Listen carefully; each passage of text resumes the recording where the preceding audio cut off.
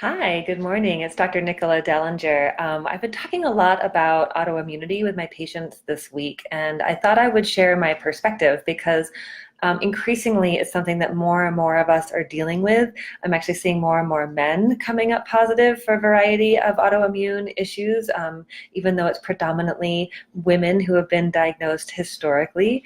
And so I was talking with a patient of mine and we were talking about gluten and corn and, autoimmune based eating and foods and habits and all this sort of stuff. And, you know, yes, I think those pieces can play an important role. When people have Hashimoto's, for example, and their antibodies are quite high, I'm happy to give them some herbs that can help kind of mop up those extra antibodies.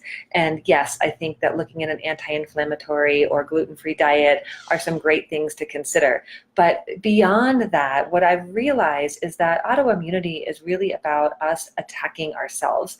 And that's really what that word means, is auto, which is self. So we're attacking our own immune system, our own organs, our own capsules. We have these capsules around the thyroid or the gut or the joints. And it's really because we're at war with ourselves. And so until we start connecting in on a deeper level with the messages that we tell ourselves in the daily way, with the what we believe to be true about ourselves, the critic, the judge, all of these pieces that kind of go on in the background, and these things that we say to ourselves on a daily basis that we would never say to somebody else at all. Ever. But we say these to ourselves regularly, or we believe that we are deficient or defective in some ways, and then we really play out. And as I'm working with people one-on-one or in group settings, they're really realizing all the places that these pieces are coming up, that we tell ourselves these really, really negative things, and that it's really a form of protection.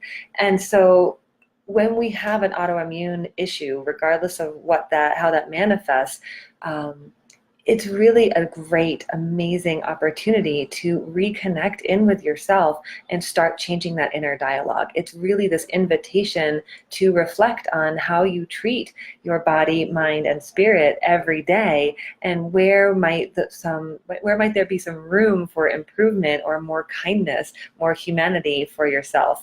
And so it doesn't really matter if you have the most stellar autoimmune diet on the planet and you are regimented and you follow it to the T. If we are putting it into a system that is cruel to itself, and that because that's really the imbalance that our body is sharing with us, and that we can get really rigid in that too, where, oh, I want to have a piece of bread, but then I did, and now I hate myself for it. And so is it the gluten that's really the problem, or is it how we're considering ourselves when we are going off our diet or cheating or breaking the rules?